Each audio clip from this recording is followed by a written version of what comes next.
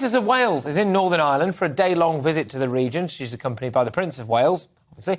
Anyway, Kate and Will have held a series of engagements across the United Kingdom, meeting locals and community organisations, including, importantly, a suicide prevention charity in North Belfast called PIPS.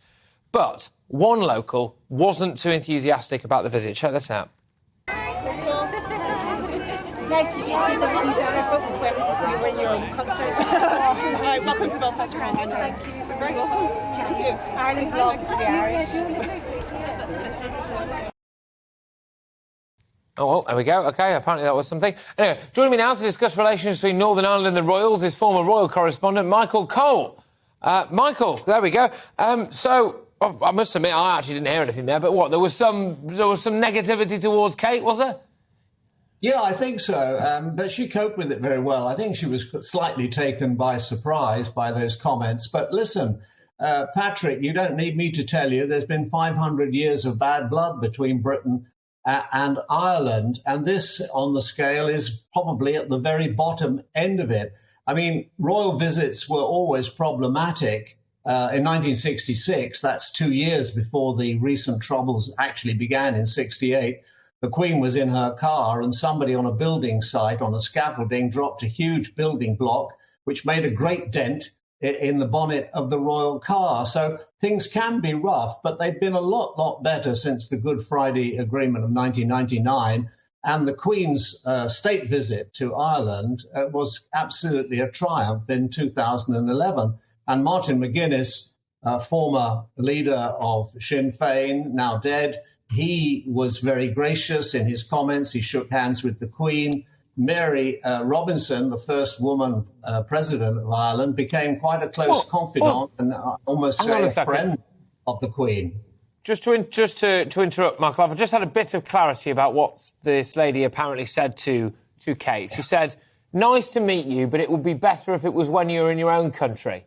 Bit racist, isn't it? I did hear that. I think that's a reasonably mild comment. I think it's people are entitled to have that opinion and to express it. And she expressed it in a polite way. She was happy to shake hands with the Princess of Wales. I think the Princess of Wales was slightly taken aback. She clearly heard it, but she coped with it, and Prince William didn't hear it because, we live in a democracy. If ever there is a majority in the 6 counties of Northern Ireland to join the Irish Republic, well, then, of course, the British government will take great note of that. There never has been to date. But at the moment, of course, in the Stormont government, the majority party is Sinn Féin. And it was noticeable at the time of the funeral how gracious, how generous the leader of Sinn Féin was in expressing her condolences to the new king. Yeah, Michael, I mean, who's the real loser there? This woman's queued up all day just to say something rather polite / borderline racist towards Kate. I mean, she'd get a job. Anyway, meanwhile, we have actually learnt now, I've got to put this to you, that this evening, that Prince Harry is among... I'm learning this for the first time as I'm talking to you. It's breaking news, this. So, Prince Harry is among a group that has launched legal action against the Daily Mail, the Mail on Sunday and the Mail Online over alleged phone hacking. There we go. Gosh, OK. Go on, Michael. Well, Let's see Richard. That's very interesting. Of course, there's been a long legal history of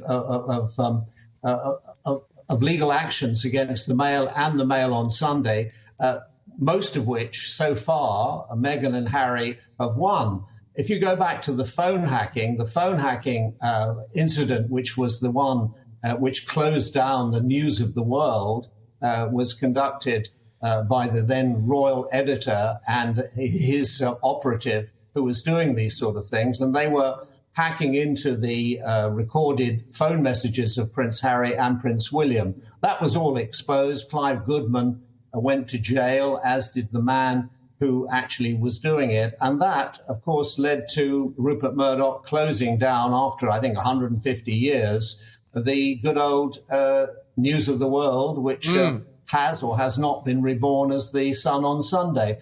So this could be quite a serious moment if it is true. In all of those phone hacking allegations which came out, and I must say that I was one of the people who was hacked at that time, so I have an interest in this. In all of those allegations, the Daily Mail and the Mail on Sunday were never in the firing line. there was no litigation against either newspaper. So this very much well, is this something is fascinating.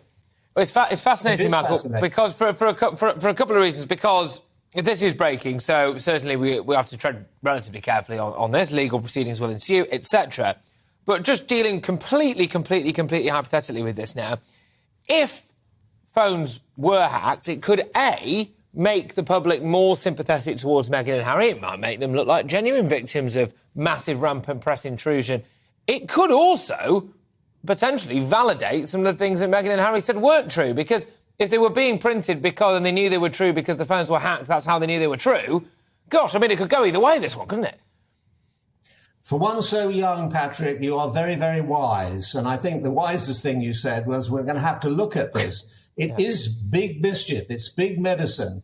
If there is substance to these charges of phone hacking, we've seen what has happened in the past. It led to wholesale concern about the ethics of the press and a lot of navel-gazing about that.